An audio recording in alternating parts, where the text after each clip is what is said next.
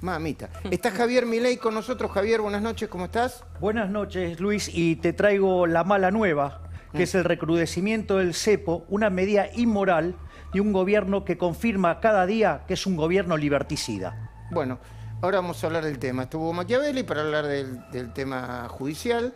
Federico Andajasi, que tiene su teoría sobre la meritocracia. Guadalupe Vázquez, que nos va a presentar un nuevo programa de radio del ex ministro de Economía y ex vicepresidente. Qué país generoso. Amado Vudú.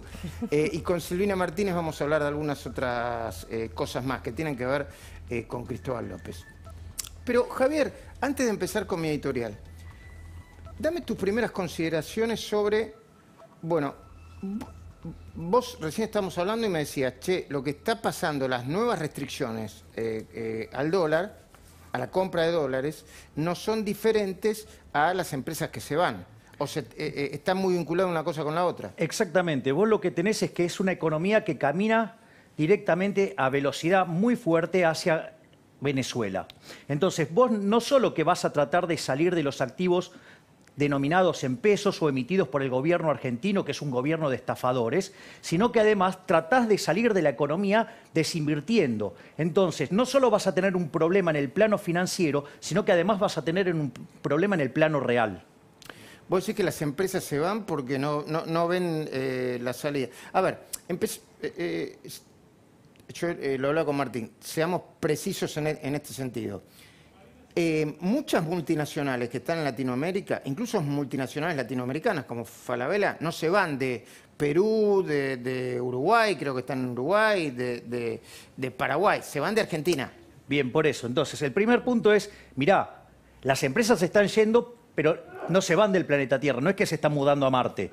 O sea, no es la pandemia o el tratamiento de las cuarentenas, es Argentina. Argentina tiene dos problemas esenciales. Hay uno que es muy evidente, la presión fiscal. Argentina tiene la presión fiscal en blanco más alta en el mundo. Tiene el mayor castigo impositivo del mundo a una empresa, porque hay un estudio del Banco Mundial con KPMG que dice que, con Pricewaterhouse, que Argentina está segundo en la presión fiscal sobre las empresas, de que cada 100 que ganan pagan 106 de impuestos.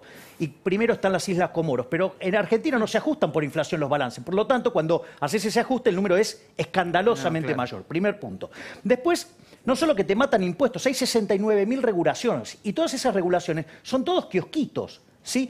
Y como si todo eso fuera poco, cuando vos ganás un mango, viene un trasnochado con la idea de la justicia social y te lo quiere robar. Eso es por un lado. Y por otro lado, cuando vos mirás el placer que le genera expropiar cosas, ¿sí? La imposibilidad de ganar dinero, la falta de respeto de la propiedad privada, con el discurso además del odio a la meritocracia, es decir, el canto a la mediocridad, bueno, las empresas se ven espantadas y se van. Claro. Entonces, es muy grave lo que está pasando en Argentina, porque vos...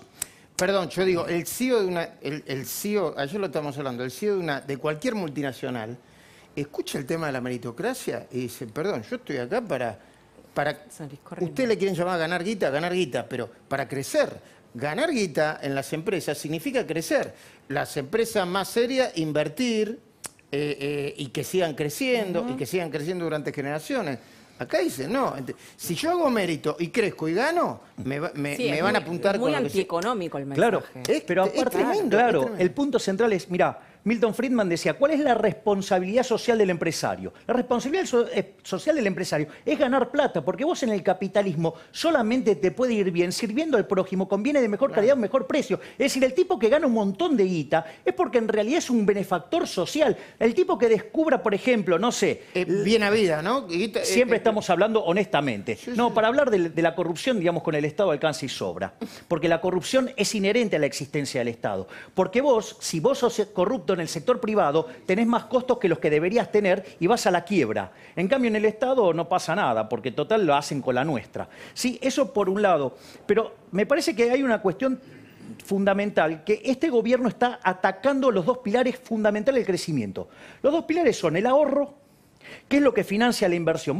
Ya vimos todos los problemas que hay para invertir acá. Argentina está en los peores rankings de Doing Business, en los peores rankings de... ¿Qué son ese ranking? ¿Qué mide? Cómo vos tenés facilidad para hacer negocios. Acá es un infierno hacer negocios. Y por otro lado, digamos, los respeto de derecho de la propiedad. Se viven llenando la boca de los nórdicos. Los nórdicos están primeros en los rankings de respeto de derecho de propiedad. Por lo tanto, digo, basta de la falacia de los nórdicos, ¿sí? Entonces, eso por un lado. Y después, vos cómo financiás, si pudieras tener inversión, lo financiás con ahorro. Sin embargo, el gobierno es una máquina de estimular el consumo, es una máquina de castigar a los ahorristas. Entonces vos estás destruyendo el ahorro, estás destruyendo la inversión. Esta economía está implosionando.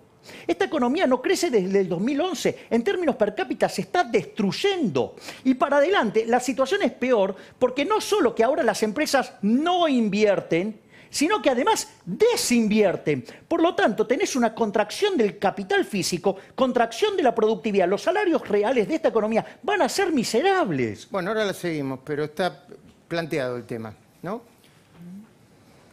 El comentario del día de hoy. El Alberto Fernández de los miércoles, que soy, la Cristina de siempre y el verdadero Cristóbal López.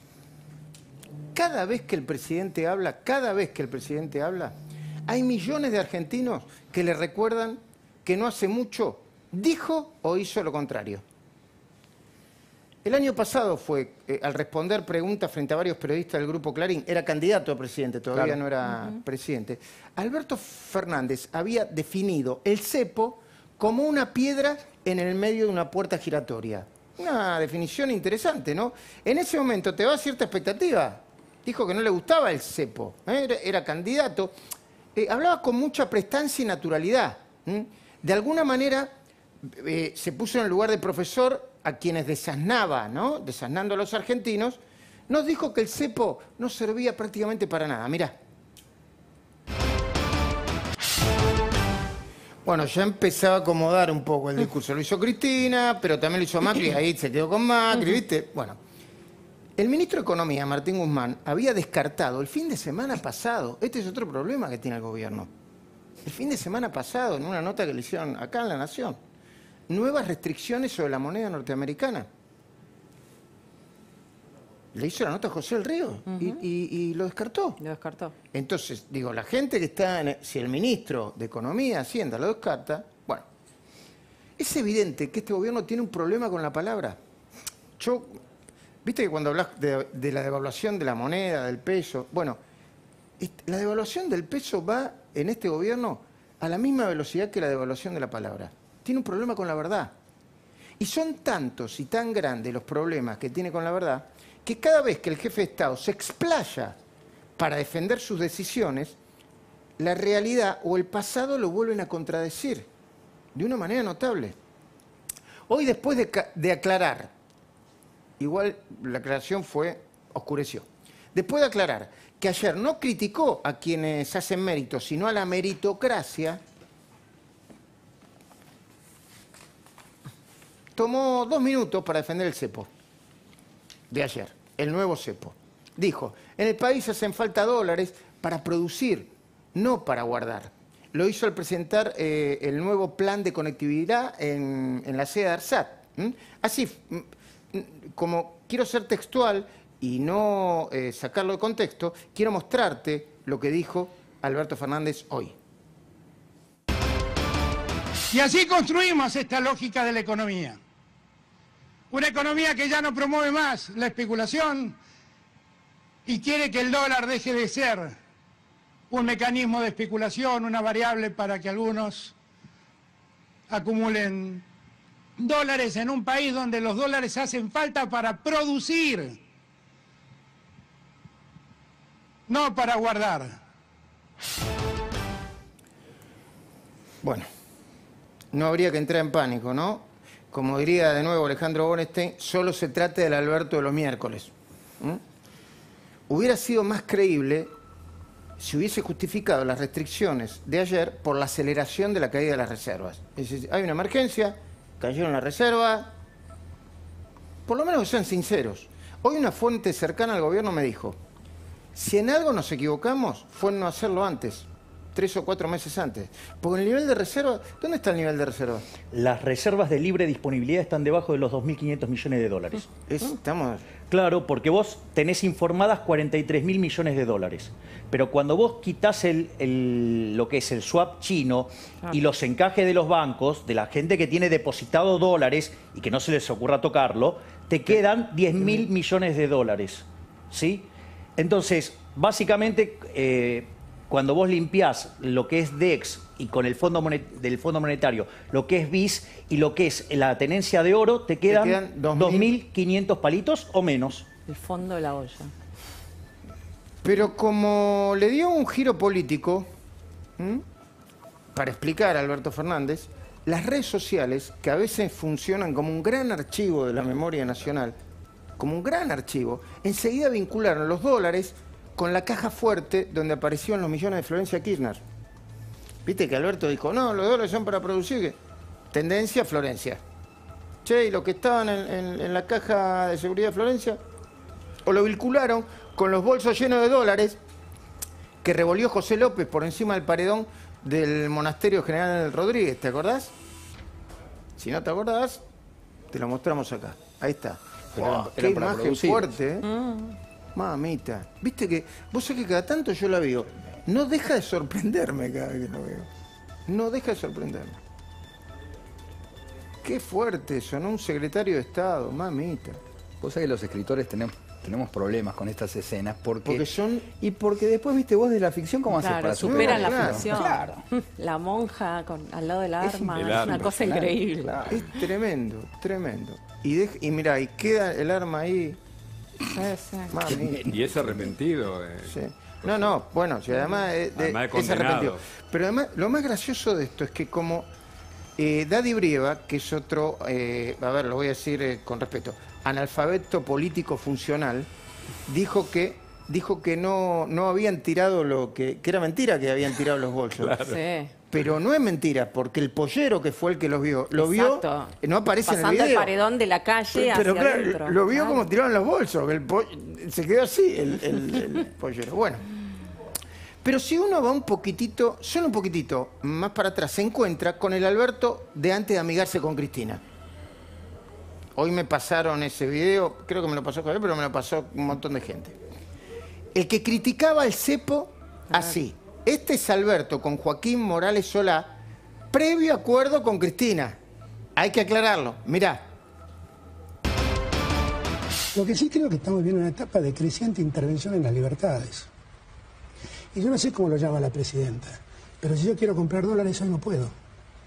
Y estoy sometido a una autorización de un sistema informático que me tiene que dar la FIP. ¿Cómo se llama, presidenta, esta intervención que hace que yo esté obligado a poner mi dinero y mis ahorros en un plazo fijo que me va a dar 10 puntos menos que la inflación? ¿Cómo se llama eso si no es un mecanismo de ahorros? Claro, ¿cómo se llama eso si no es un mecanismo de intervención a mi libertad? ¿Cómo se llama el mecanismo por el cual yo estoy privado de ahorrar en dólares? La presidenta dijo que en Argentina no hay inflación, que la inflación es del 10%. Mire, presidenta, si esto es cierto, declaremos a la Argentina país solidario por excelencia, porque nuestros empresarios dan 15 puntos más de aumento a los salarios por encima de la inflación. Presidenta, la verdad es que es tomarnos de estúpidos a todos decir semejante cosa. Presidenta, explíqueme por qué sube el gasto público cerca de un 30% y la emisión monetaria un 38% si no es que hay inflación. Explíqueme por qué usted ve aumentar la recaudación cerca de un 30% si no es porque hay inflación. Porque la sensación que uno tiene es que estamos con una presidenta que o no percibe o niega lo que efectivamente pasa. Es que estamos con una presidenta que o no percibe o niega lo que efectivamente pasa. Bueno, eso en blanco y negro es un rulito que le hacen los que arman esas cosas de archivo, pero recién Alberto Fernández parecía Milei, ¿eh? Sí. Con todo respeto. Sí. Le faltaba decir que la inflación es siempre y en todo lugar un fenómeno monetario y estaba perfecto. Pero, o sea, pará, lo digo porque ideológicamente increíble. parecía... Y que había que cerrar el Banco Central, ¿no? Le faltó No, Y eso es un poquitito más fuerte. bueno, lo que no deja de sorprender, hay que reírse un poco porque si no, lo que no deja de sorprender de este gobierno, en particular, ni el peronismo en general, es que no se hacen cargo de nada, no se hacen cargo de nada. Cuando le preguntaron al ministro de Trabajo, Claudio Moroni, por qué creía que parte del grupo Falabella abandonaba la Argentina, lo adjudicó a un problema de la propia empresa. A ver, no me crean a mí, este es el ministro de Trabajo diciendo, no, son problemas empresarios, mirá.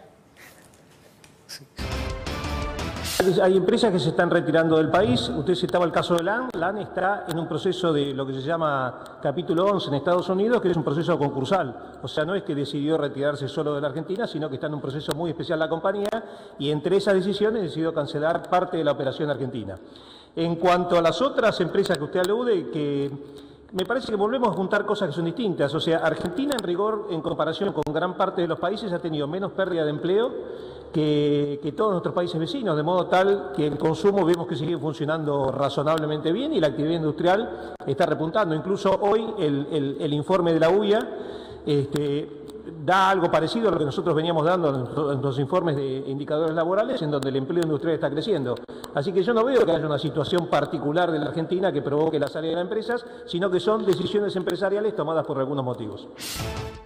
Bueno, habría que recordarle con respeto al ministro que desde que comenzó la pandemia anunciaron su ida de la Argentina, no solo Falabella, una parte de Falabella, ¿no?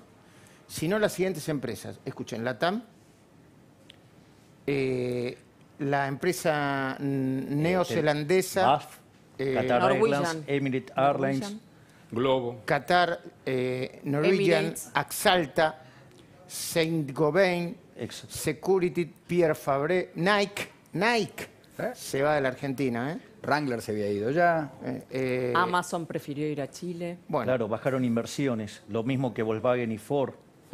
bueno. Digo, tenés también, Alsa cerró, digamos que cerró 37 locales de Starbucks. O sea, Y según el último relevamiento de la Cámara de Comercio, el 24 de julio cerraron más de 40.000 empresas en Argentina. O sea que yo digo, por lo menos mírenla la realidad. O no me cuente una película porque además todo el mundo se da cuenta.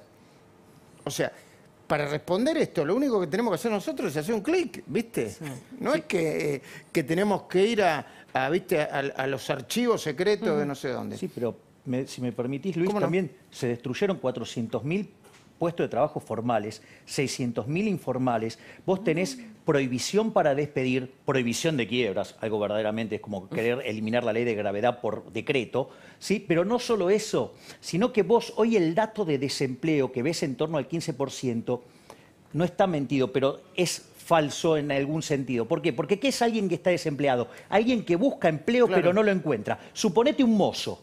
Lo echaron del bar que estaba. Va a ir a buscar a otro bar si sabe que está cerrado. No, claro, es como si tuvieras, un efecto desaliento que transitoriamente te contrae la oferta de trabajo, pero que cuando vos abras y vayas a buscar trabajo, te vas a pegar una piña novela contra la realidad porque no vas a conseguir. Y te digo más, el día que abran la economía y se empiece a mover toda la economía y la gente tome conciencia de la parte del índice de precios que no está subiendo, porque está, digamos, frisada, acuarentenada y controlada. Está reprimida. Claro, el nivel de pobreza que vamos a tener es enorme. Mira, te lo puedo hacer con una cuenta. Se espera que para el dato de inflación de agosto sea 3%, pero se te mueve nada más que el 30% del índice, porque hay 40% en cuarentenado, 30% pisado, ya sea por tarifas pisadas o precios controlados, y te queda un 30% restante, y eso te genera 3 puntos de inflación, o sea que son en un mes 10. Si vos anualizás eso, Argentina está viajando arriba del 210% de inflación. Wow. Bueno, espero que no termine en eso. Pero después está la política. Bueno, la política. Cristina, va. Hoy en el Senado la oposición hizo algo muy productivo. Por fin, reaccionaron un poquitito. Algo que una buena parte de la sociedad le estaba pidiendo. Antes de que el oficialismo empezara a debatir su decisión de apartar de sus cargos a los camaristas Leopoldo Bruglia, Pablo Bertuzzi y Germán Castelli, se retiraron de la reunión. Se retiró Martín Lustó, que estaba presente en el recinto, y todos los demás se estaban enganchados de manera remota y se fueron. Empezando por Luis Naidenov, el presidente del Interbloque de Cambiemos, con el que vamos a hablar dentro de un ratito. Pero escuchemos y veamos lo que dijo Lustó en esta sesión que fue armada para y por Cristina. Mirá. Entonces, la agenda de esta sesión especial claramente no es la agenda de la gente. No es la agenda de los senadores, no es la agenda del gobierno nacional, no es la agenda de la Argentina. La verdad que es la agenda de la presidenta del cuerpo Y no voy a hacer ni nombres propios, ni voy a adjetivar, ni voy a meter en qué es cada causa, ni nada. Si uno lo mira, la agenda de hoy es apartar a 3 jueces que atienden en causas en donde está involucrada la vicepresidenta de la Nación y la presidenta de este cuerpo. Es eso, les guste o no les guste. Después lo pueden disfrazar de épica, de democratización de la justicia, de combate al lawfare, pero la agenda de esta sesión es lisa y llanamente esa. Bueno, por fin Lustó, ¿no? Por fin Lustó empezó Se ve que lo habrá calculado, pero no importa. Bueno, aunque sea calculado, por lo menos que diga la verdad. Se quejaba la oposición por 2 razones. Una, la picardía que le adjudicaron a Cristina de querer prolongar el acuerdo para que se pueda discutir cualquier cosa de manera remota.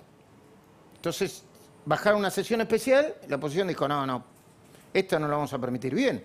Y la otra, la de fondo, la de manejar una agenda de proyectos que no tienen que ver con la urgencia de la pandemia, con la economía del país, con la inseguridad, con la transparencia, sino con el interés particular de la vicepresidenta. Sacarse encima a los jueces que se atrevieron a investigar o que la podrían investigar. Me parece muy valioso que por fin la oposición reaccione y no se deje llevar por las narices. Me parece muy bien que le pongan un freno también gestual a la prepotencia de Cristina, que la exhiban, que la pongan en evidencia.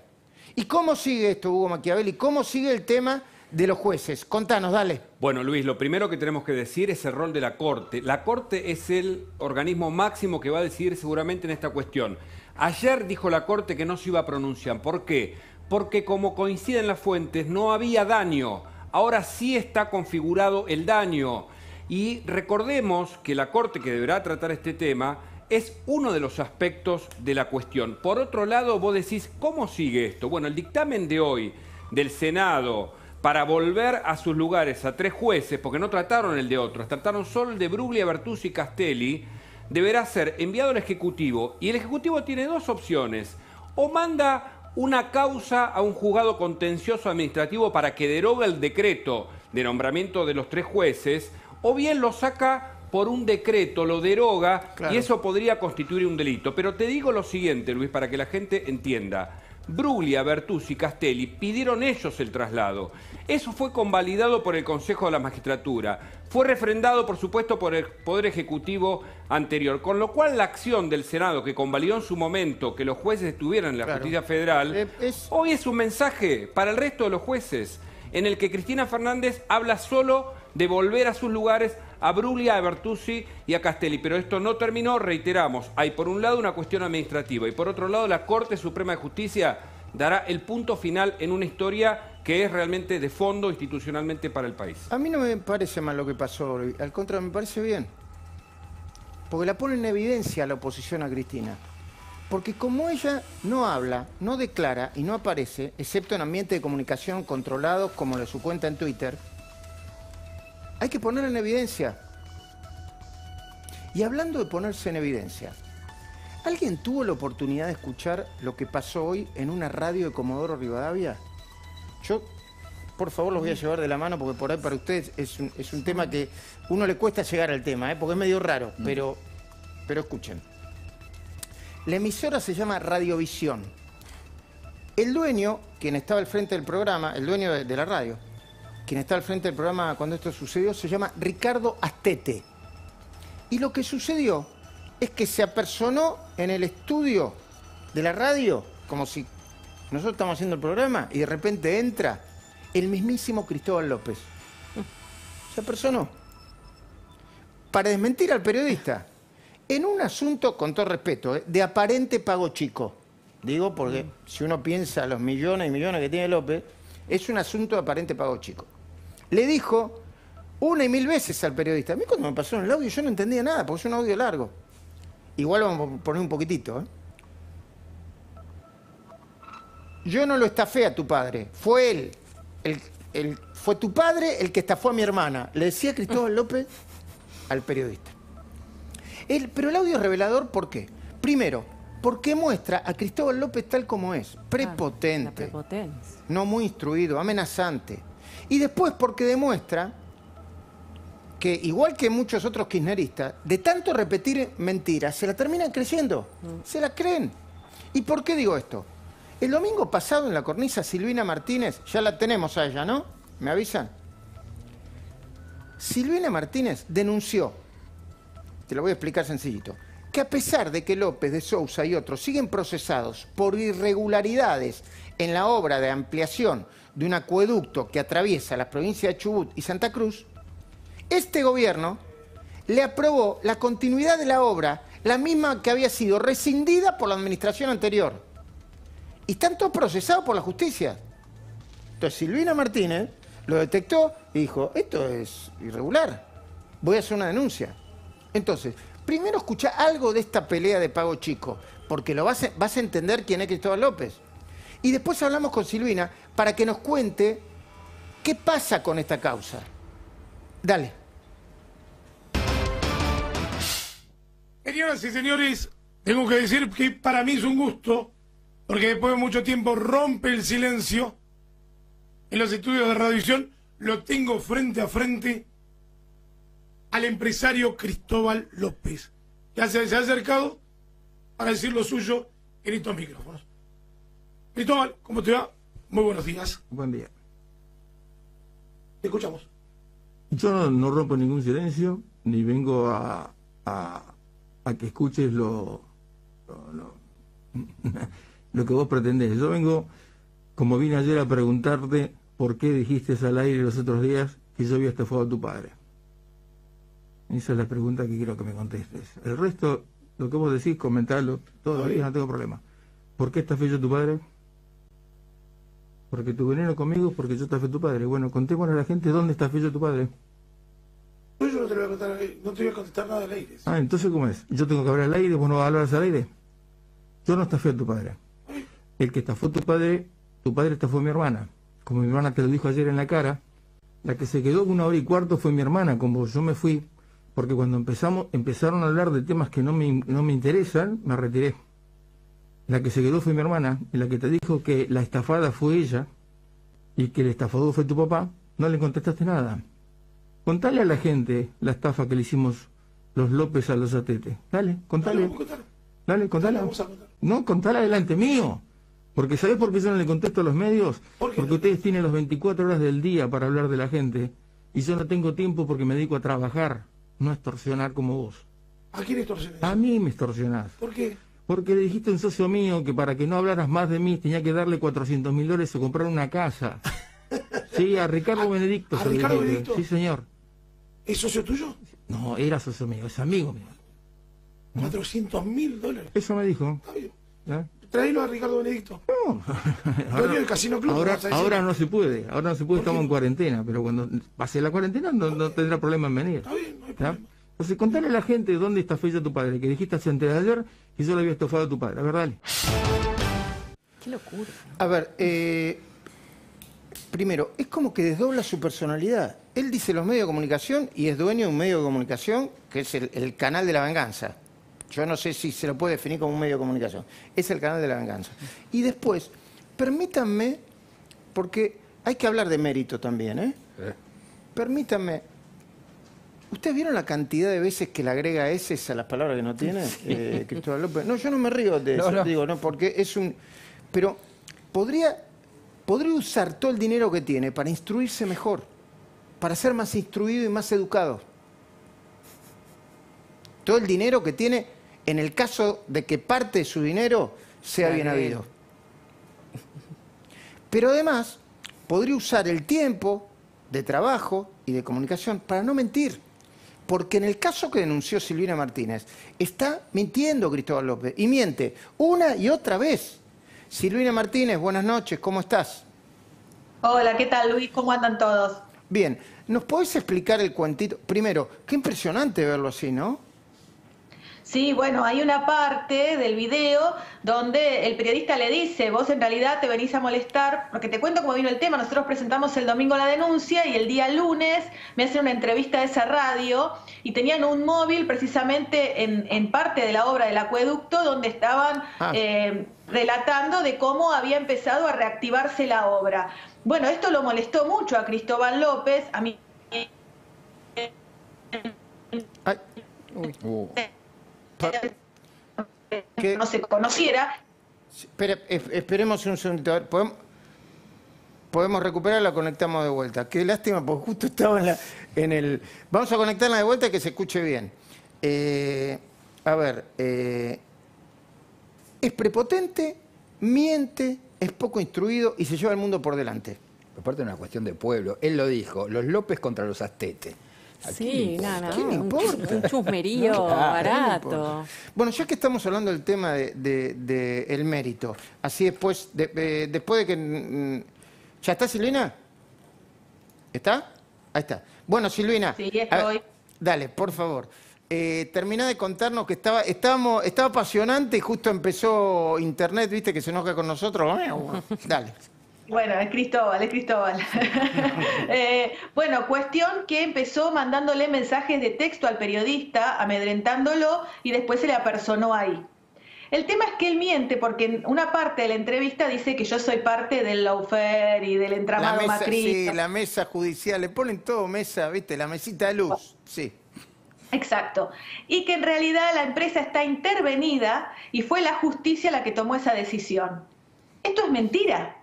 La empresa está concursada, pero el directorio son ellos mismos. O sea, el síndico controla que le paguen a los acreedores y no se lleve la plata a otro lado. Pero el síndico no controla si el Estado le da una obra a pesar de estar procesados. No es función del síndico ni de la jueza del concurso. Eso va por otro canal. Entonces, no desmintió la noticia, le devolvieron la obra, sigue procesado y no tiene manera de justificar cómo el Estado le devuelve la obra a pesar del juicio que Cristóbal López le está haciendo al Estado por los daños y perjuicios y a pesar de estar procesado por sobreprecio. Ahora, también salió Fabián de Sousa en su diario. Lo más gracioso, y acá todavía me sigo riendo, es que habla en el diario Ámbito Financiero de que nosotros instalamos una fake news.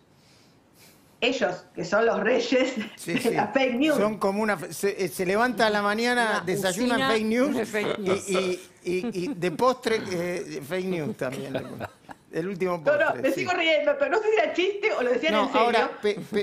Ahora voy a hablar un poquito en serio. ¿Me ayudas? Dale. ¿Vos sabés que yo creo que tiene un problema psicológico? Cristóbal López, en algún caso Cristina... algunos de los perritos falderos de Cristina, ellos mienten. Y hay en un momento en que se levantan a la mañana y creen sus propias mentiras. ¿Eso sucede en psicología? Claro, absolutamente sí. Y vos sabés que hay un trabajo muy interesante de Claude Lévi-Strauss que dice que para ser chamán, para ser hechicero, hay que creer en la propia magia. Y eso es lo que les está pasando, ¿no? Porque no podrían mentir tanto si finalmente no se convencieran de todas estas mentiras que dicen. ¿No? Lo que pasa... Perdón, y con los jueces, con Bruglia, Bertuzzi, eso también. Porque vos vas a los papeles y no hay manera de que no los pueden echar. Primero, ¿por qué una acordada de 3 jueces de la Corte y 3 de los mismos jueces de la Corte que están acá? Porque el Consejo de la Magistratura en su momento dijo, sí, efectivamente, hasta aquí vale. Porque el propio Senado en su momento ratificó. No es que se levanta Cristina en la mañana y garrájenlo a esto. No se puede, ¿entendés? No, pero además se da una paradoja. Mienten y los únicos que no creen son los que escuchamos esas mentiras. Pero ellos sí. Eso es lo paradojal. Claro que sí. Bueno, Silvina, y terminame con la idea, mamita, ¿no? Bueno, a ver, yo creo que o miente Cristóbal López o le mienten a Cristóbal López y sus abogados, que es Veraldi su abogado. Mirá, el mismo de Cristina. Qué casualidad. Mirá, espérame un segundito. Veraldi, usted dijo que yo era Pirincho. Mintió. Usted integra una comisión asesora para reformar la justicia. No mienta. Además de hacerle una demanda por daños y perjuicios, lo voy a recomendar cada tanto y lo voy a recordar cada tanto. Usted, Carlos Veraldi, es un mentiroso. Perdón, dale, Silvina.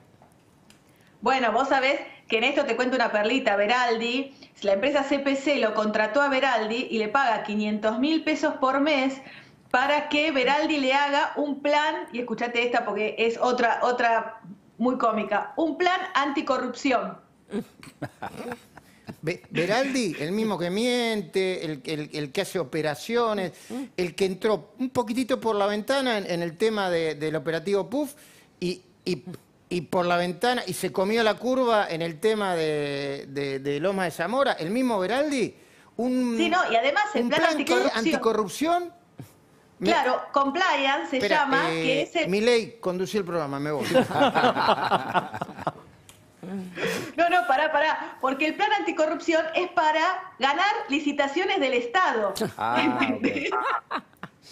No, es muy gracioso, pero bueno. Eso me lo contaste el domingo en la cornisa, porque lo tenía pendiente. Eso me lo contaste el domingo en la cornisa. No, y además el domingo te voy a contar, y le voy a contar a Cristóbal López, las otras obras que ganó con este gobierno, que las tiene pendientes porque por ahí no sabe y que también tiene muchos problemas judiciales. Así que atento Cristóbal López el domingo. Gracias, Silvina Martínez. Mira, tiene humor, Silvina, muy bien, ¿eh? Es una abogada brava, pero tiene mucho humor. Nos vamos a comunicar ahora con Luis Naidenov, Pero antes, los Haroldos vino finos con Ángel, los Haroldos State. Antes de comunicarme con el senador Luis Naidenov, ¿cómo termina esto? ¿Cómo termina el tema de la restricción al cepo? ¿Cómo termina? Mal, como siempre terminaron. A ver, lo voy a poner para que tengas un orden de magnitudes del desequilibrio monetario que hay en Argentina. Es decir, la explosión de emisión de dinero contra muy poquitas reservas. Si vos tomás la suma de todos los pasivos monetarios del Banco Central, llámese base monetaria, o sea, los pesitos que tenemos en el bolsillo, más, y los que tiene el banco guardados como encajes, más las LELIQs, más los pases, y eso lo dividís por la base, por las reservas de libre disponibilidad, ¿sabes cuánto te da el tipo de cambio de cobertura? ¿Cuánto? 1.300. ¿Qué significa eso? Que tenés una hiper acá a la vuelta. Vamos a la peor crisis de la historia económica argentina, porque en los indicadores reales estás en los niveles del 2002, caída del PBI. Le queremos a Guzmán 12%. Bueno, en el 2002 caíste 10,9%. ¿Cuánto hubo? 25% de desempleo. Bueno, ahora estamos en 15, camino a 20, pero con un montón de empresas muriéndose. Cuando blanqueemos nos vamos a dar cuenta. Claro, y con restricción de no se puede... Que no podés despedir gente, claro. Doble indemnización y prohibición de quiebras. Pero como si todo eso fuera poco, ¿sí? Vos ya tenés la pobreza rondando entre el 40 y el 50%. Cuando te estalle la hiper, porque la hiper está a la vuelta de la esquina, ¿qué es lo que pasa? Bueno, perdón, te interrumpo. Por ya favor. Agosto, 2,7% de inflación, contra julio, que era 1,9%, y no sí, mayorista ya te viene subiendo hace rato también. Mayorista ya mucho más, y encima ya septiembre vas a empezar a sentir el dólar, Claro. dólar nuevo. Exacto. Entonces, ¿qué es lo que quiero decir con esto? Que vos tenés una explosión de oferta monetaria, o sea, la cantidad de dinero está volando furiosamente. No hay demanda de dinero, la gente no quiere tener dinero. ¿Por qué? Porque vos tuviste un tremendo excedente comercial y el Banco Central pierde reservas a lo loco. Tenés caída de la actividad económica. Entonces, ese bruto exceso de oferta de dinero hace que el poder adquisitivo del dinero caiga. Quiere decir que los precios se van por las nubes. Entonces, ya los tenés todos, digamos, y la realidad es que ya se quedaron sin reservas. Ya no tienen cómo defenderlo. Ya te digo, el tipo de cambio de cobertura te da 1.300. ¿Qué quiere decir? Y que abajo de eso hay un montón de inflación.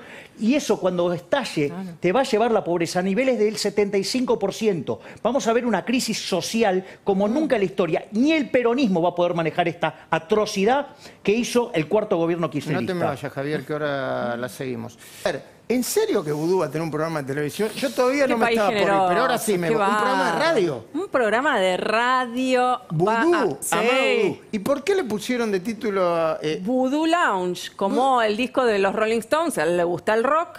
La gira de 1994. Claro, pero vudú, en vez de escrito con B corta, como vudú, como la práctica del vudú, no, sino como obviamente el apellido. ¿Y va a pasar música? Va a pasar música. Bueno, porfa, Sí, va a de pasar onda le digo, música. por favor, pase toda la música Pero que lo quiera. peor- No la música que hace él, ¿eh? Claro. No, mal esperemos. canta, por favor. Ahora, si le Esperemos gusta que no. tanto el rock, ¿por qué lo maltrata? No, tiene un problema de autoestima, Vudú. ¿Ves que también es un problema de autopercepción? ¿Viste? Claro, Cuando ¿viste? uno no hace las cosas bien, alguien tiene que decirle, che, Sí. Suficiente, muchachos. Tener un amigo, ¿no? Que te Sí. diga, no lo hagas. Bueno, los amigos que tocaban también con él. Bueno, pero dale, no hay problema. Bueno, va a tener un público cautivo, ¿no? Si lo escuchan sus amigos de la cárcel. Dale.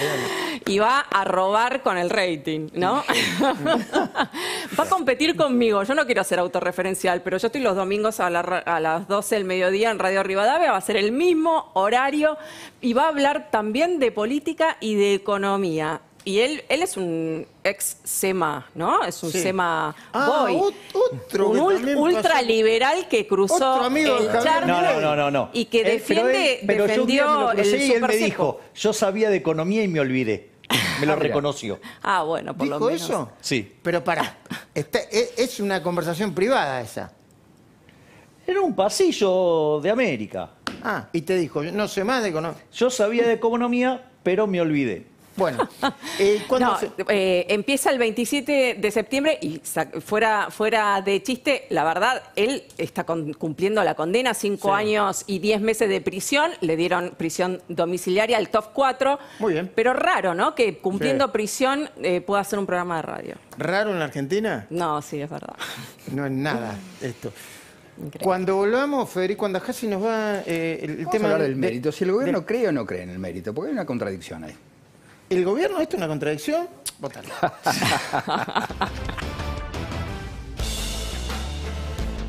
Bueno, una conclusión de segundos, Javier Milei, agradeciéndote que hayas venido hoy sobre lo que puede pasar en los próximos días, en los próximos meses con esta economía. A ver, todo lo que viene para adelante en la economía argentina es malo. Tanto en lo real como en lo financiero, en lo monetario. Y lo peor de todo es el pésimo futuro que viene. Hay un libro maravilloso que leí recientemente, que me tocó comentar, de Alberto Venegas Lynch y de Gustavo Peregni, que se llama El retorno de la barbarie. Y dice, la barbarie es la justicia social. Son los valores de la envidia, del odio, el resentimiento, el trato desigual frente a la ley y el robo. Ese conjunto de valores deriva en instituciones de pésima calidad que lo único que hace es generar pobres. Si no me creen, miren Venezuela. Gracias, Javier. No, gracias a todos. Gracias, Luis. Muchísimas gracias a todos. Nos vemos mañana a partir de las 9 de la noche y quédense con...